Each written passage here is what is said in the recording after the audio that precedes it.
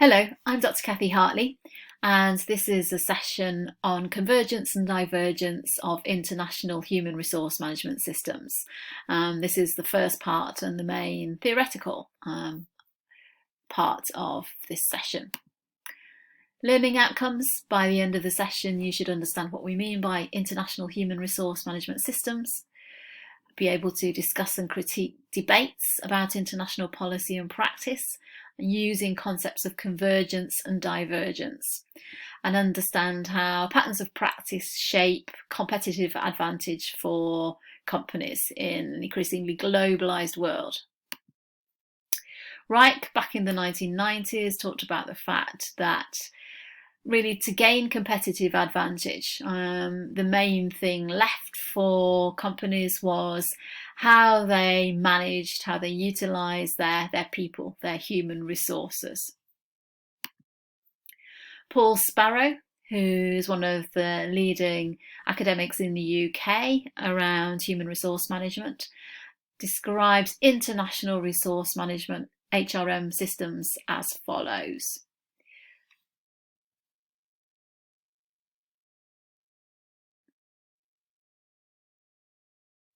So it's about how we manage globally dispersed employees. So if we think about multinational corporations or enterprises, then how are we managing them? How are we thinking about the local differences when we've got companies with subsidiaries in different parts of the world? So some questions we need to think about. What is it that HR policies and practices can do to assist companies across the world in gaining competitive advantage? Are those policies and practices likely to be the same across countries? Is there any kind of uniformity for companies in terms of how they manage people? There are 5 major groupings of HRM policies and practices. Culture. So what type of culture is an organisation aiming for? What type of organisational structure does it have? And then how does it firstly resource and then performance manage its individuals? If we think of performance management quite broadly in terms of setting goals, having action plans, thinking about development needs of employees. And then what's the role of trade unions or employee representation? So if we think about different cultural differences, we can look at the issue of empowerment and inclusion, and we can see really that countries like the US and the UK really tend to be focused on including all employees in decision making. If we look at US, Australia, UK, Canada, most companies in those countries have diversity management policies and practices, and they're looking to develop cultures of equality today. In Japan and France, though, there is less emphasis on empowerment, diversity and equality. And for example, female participation in the labour market is lower in Japan than it is in, for instance, the US, the UK and so on. Organisational structures. What do we mean, first of all? Well, we're thinking about the relationships between people and the organisation of companies. So how many levels there are, how do people report in to one another? So for example, Japan and France are known for having quite hierarchical or pyramid type organisations with bureaucratic control. So managers in those countries tend to rule more autocratically. They often see the organisation as an elite school, see themselves as really having the intelligence to make decisions, and that subordinates don't necessarily have that level of intelligence. They're not able to consider things and offer valid ideas. There are distinctions drawn between concepts of HRM that are prevalent in continental Europe compared with the Anglo-American model. So, for instance, in continental Europe, there tends to be a stronger role of trade unions and collective bargaining in many countries than there is in the US and the UK. If we think about performance management, that goal setting process, rewards, coaching for performance, career development and so on, then countries such as Japan tend to evaluate performance of employees in the longer term than we do perhaps in the US and the UK.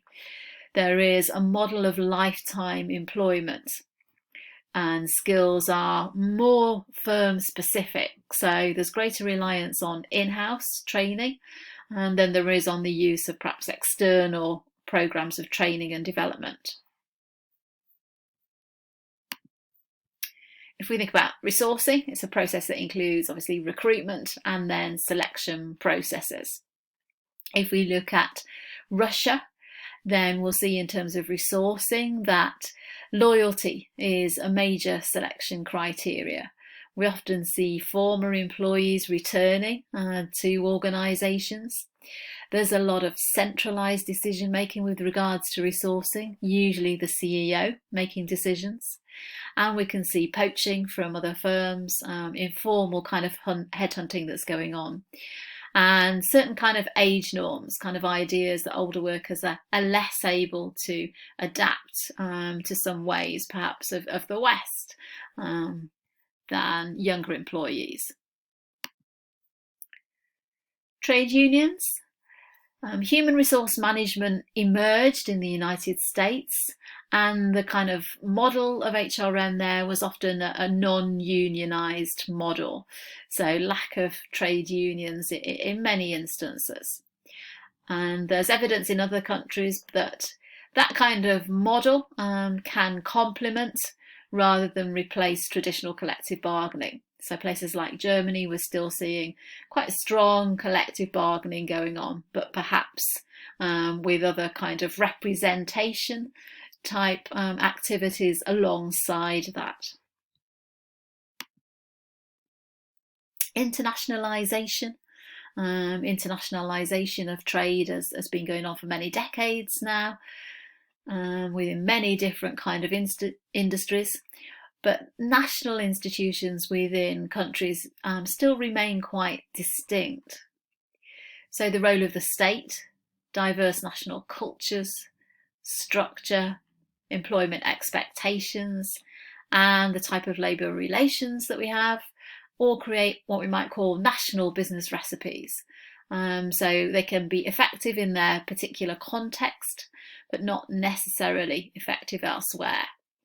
And this brings us to these concepts of convergence and divergence in international HRM systems. So these debates, these kind of concepts of convergence and divergence, represent different ways in which international HRM is conducted. And they also reflect different traditions through which researchers explore HRM.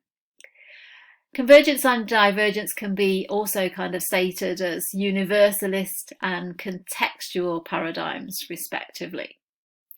And trade unions do play a role in these convergence and divergence kind of ideas. So the universalist paradigm is concentrating on the management of human resources across different national borders. And the premise is that HR practices and policies can be transferred from one country to another.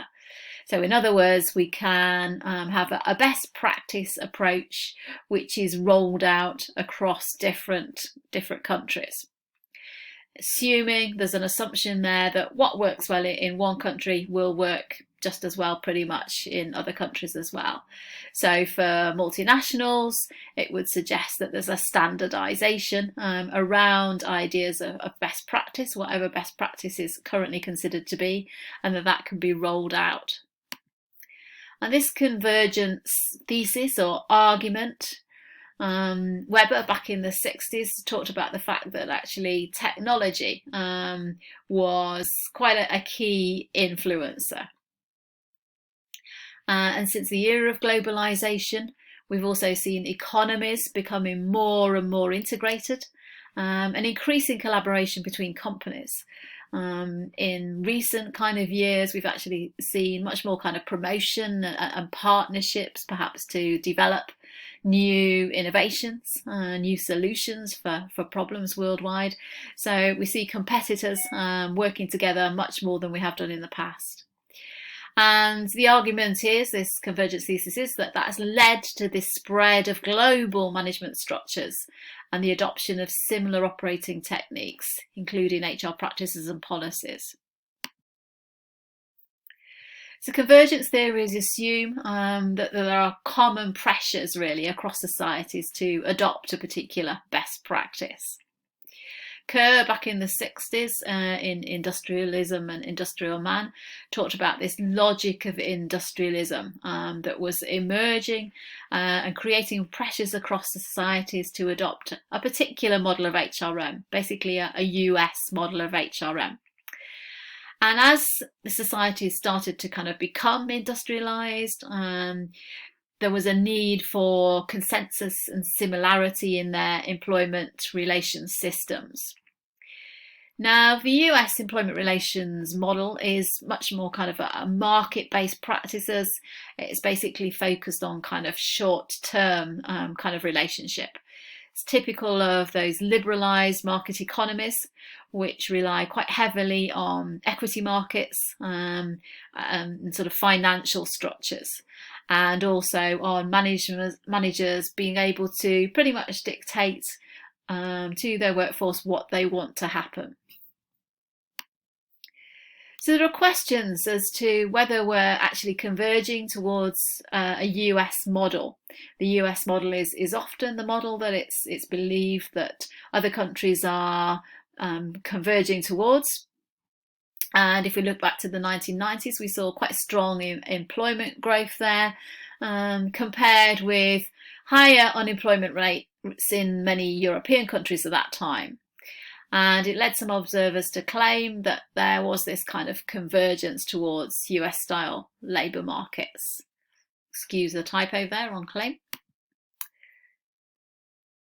There are also critiques of convergence, despite structural and technological convergence and economic pressures towards perhaps having similar HR policies and practices, that there are still different cultural differences and different institutional kind of context. It's also been argued that this is really a kind of technologically determinist argument, very much an American perspective. So while there may well have been strong pressures associated with industrialization and modernization, it didn't necessarily imply that everything would kind of converge on a single set of kind of institutions. Others, such as Dorr, have suggested that actually we might be converging more towards a Japanese employment relations model than a US model. Dorr argued that countries that industrialized at later stages were able to develop employment relations institutions that were more suited to industrialization, with increased attention to quality, flexibility, and low cost. So seen as things that the Japanese had found ways to achieve. So Japan operates a more organisationally oriented employment relations model. It's much more about team working. Jobs are standardised, but teams have discretion. There's quite a lot of employment stability compared with, say, the US and UK labour markets, and this sense of lifetime employment with career development and training alongside that. The Japanese lean production system was also becoming quite consistent with a range of ways of operating across countries and a range of employment relations patterns. Now, if we look at the role of trade unions, neither US managerial autocracy nor the Japanese kind of approach, which is more organisationally oriented and enterprise focused, has had much of a role for strong independent trade unions. And as a result, we've seen the declining strength of unions in the USA and in other advanced industrial economies. And management really is able to gain almost unilateral authority. So through advanced personnel practices and heightened sensitivity to the needs of the workforce, and the opposite end of the scale, rather than having perhaps what we might call good HR practices, in some cases they basically just exercise their rights and their brute market power. In terms of the regulation of employment, we've talked about the fact that international economic activity has become quite interconnected. And we've seen really that regulation of the labour market in many countries has been almost eroded. And this has led some globalization theorists, some sociologists, to say that there seems to be almost a universal race to the bottom in terms of wages and labour standards across economies. That's a debate that's raised its head in the UK around the whole Brexit issue quite recently, suggesting that in order to compete, some writers have kind of been concerned that the UK might reduce some of its employment regulation, which has been in existence while we've been part of the European Union, and that there would be this kind of lowering of standards, lowering of wages. Now, the problems with this kind of convergence concept, convergence theorists, as we might say, are that countries are still at different stages of industrial and economic development. There are distinctive political and economic frameworks, even where we see countries that are at relatively similar stages of industrialisation. Countries have unique value systems and cultural features, and particular institutions that are more prominent in some countries than others. We see heterogeneity or difference within national systems, let alone between different national systems. And there are different choices that can be taken at a macro or society level and at organisational level. And that depends on the nature, the content and process of employment relationships. There is, in reality, quite often divergence between what we say are our institutional frameworks and practices and what actually happens. There are also variations in the spread and the take-up and use of technology. And we find different countries, for example, and different sectors finding different types of solutions to what are common problems. So moving on now to think about the contextual paradigm. The premise here is that we actually need to consider all these different external and internal factors. The contextual paradigm takes a multi-perspective view of the market. It takes into account different stakeholders, so trade unions, employers and employees. And there's an inherent assumption that there are conflict exists, and not necessarily got all these different stakeholders or interest groups aligned around one particular kind of perspective, which is usually the managerial perspective in the convergence thesis.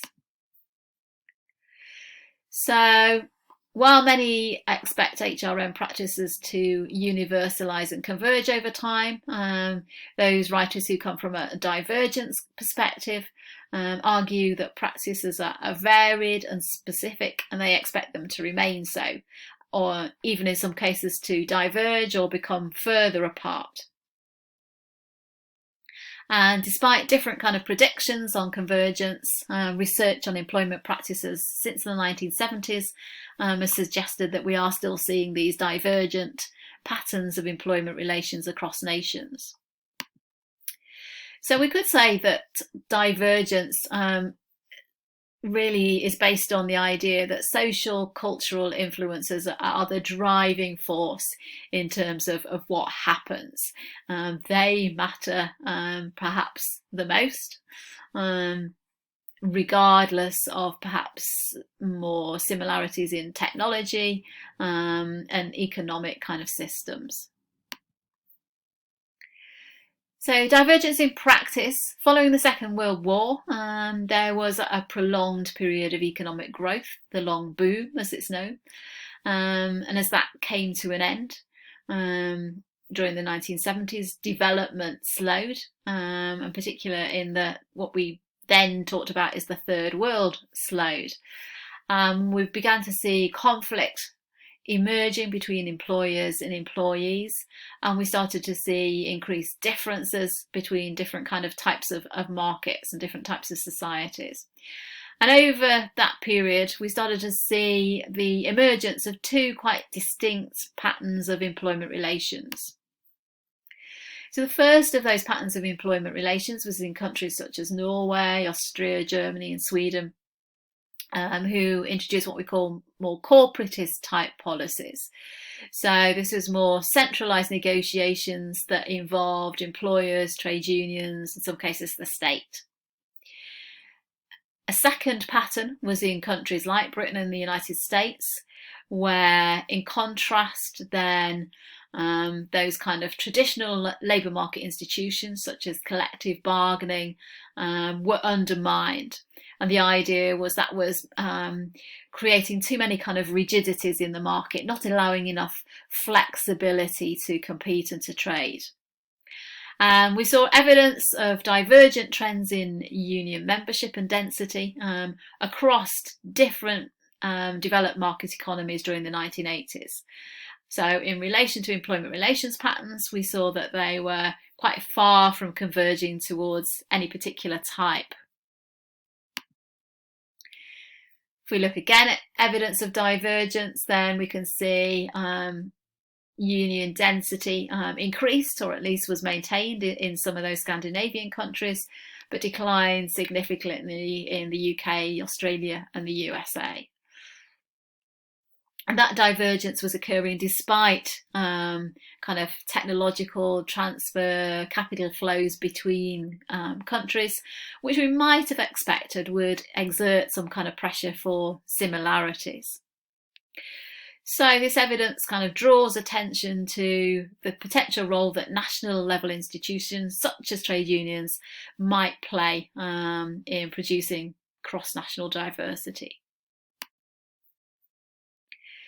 We've also seen since the 1980s noticeable decentralisation of collective bargaining, where it's taking place from the kind of national level or industry level down to an enterprise or workplace level.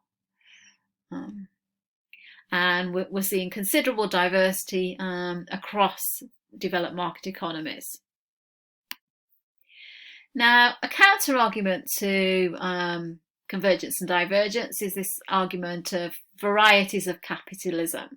So basically when I talked about kind of corporatist kind of regimes or liberal market economies, that's the idea that we have capitalist countries, but we have varieties of formats of that type of capitalism.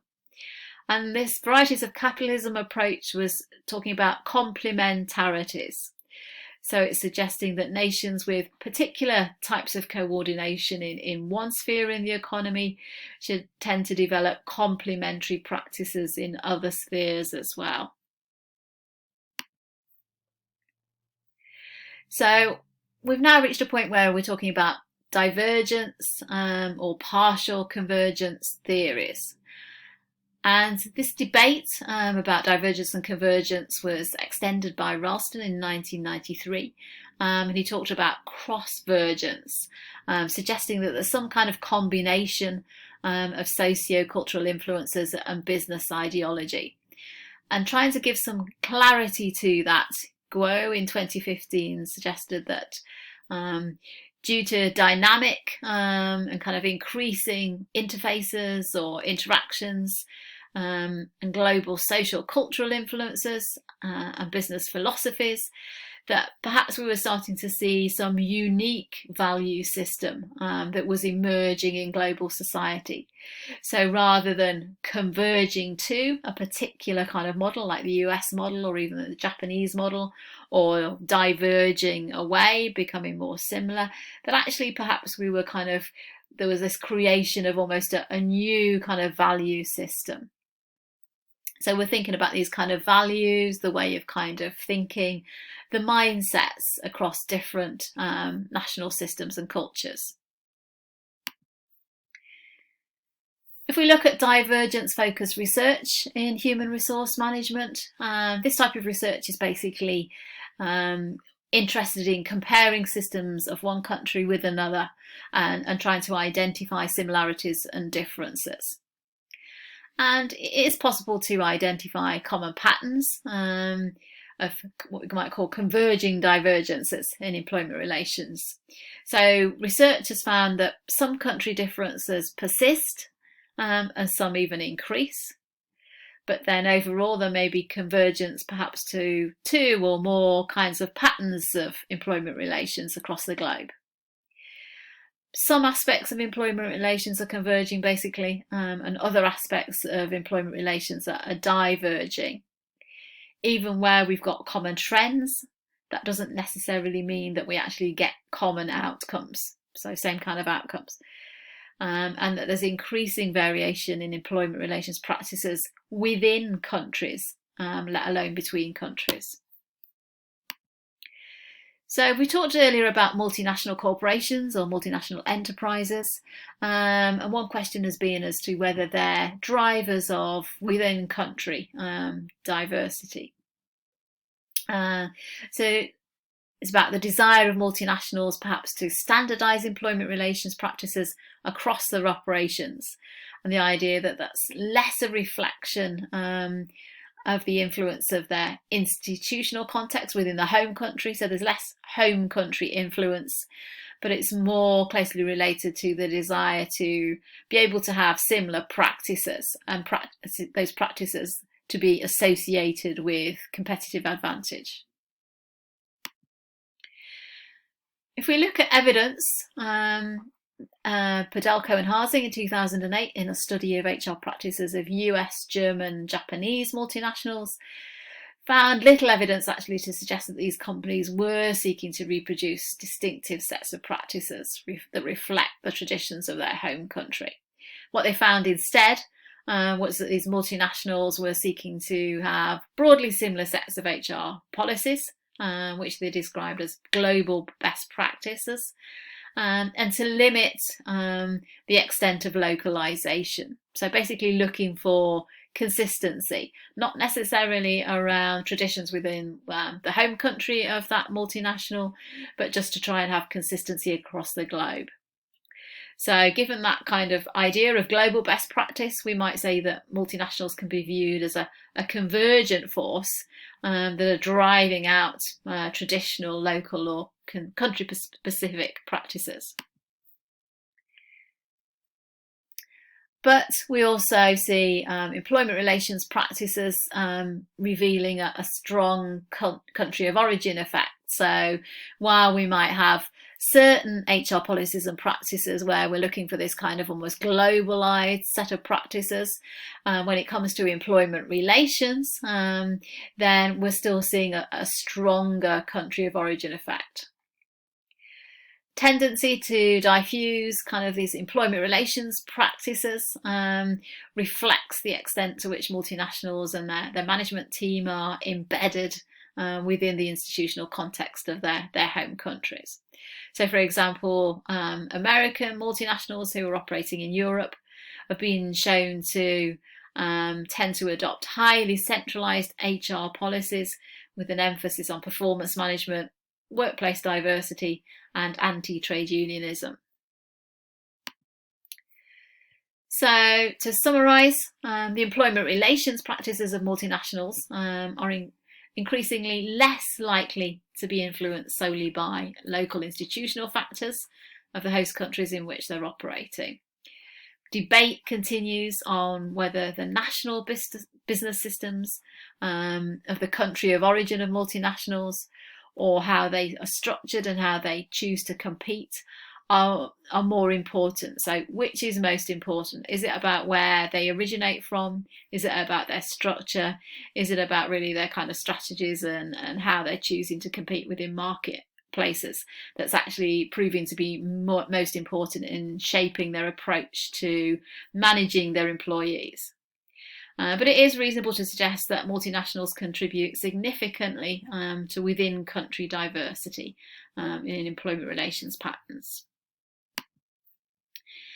Institutional theorists concerned with kind of institutions. So we think of institutions as kind of church, work, family, so on. And they argue that emphasis should be placed on the economic and the social institutions and their power to shape business systems. So the more cultural aspects, basically. In Japan, China and Germany, we see there's increasing government support. They're tending to kind of perhaps import different cultural values and training. So which is actually kind of shifting the balance in the way that they operate. And does this attract greater foreign investment, boost their kind of markets? Is that sustainable as a strategy? So how much emphasis really should we place on culture? Those are questions really around the idea of institutional approach. So to conclude, the convergence and divergence debate is ongoing. An institutional perspective provides evidence and theory as to why national institutions might constrain the influence and spread of multinationals' practices. And actually multinationals are finding quite often that they have to conform to national, or in some cases kind of local, institutional constraints and pressures in terms of their behaviour towards people. So instead of bringing standardisation across countries, some of the literature suggests that multinationals are actually modifying their practices to fit institutional constraints and pressures rather than the other way around, rather than necessarily kind of shaping them. So basically we've got different perspectives on what's actually happening here. Are multinationals and international trade driving convergence to a particular kind of a form, or is there still divergence from standardized kind of policies and standardized employment relations systems and practices based on kind of culture and local factors? There is some independent reading that I suggest you do. This is a good article by Budvar et al. And I suggest that you locate that and have a read, and that explains this kind of convergence divergence idea of HRM in the Asia Pacific region. There is also a 10-minute YouTube video. If this link doesn't work, then you can Google this, which is talking about whether US and Japanese HR and other practices are actually converging. Finally, here are the references that are scattered throughout the slides for you to locate for yourselves. Thank you for listening.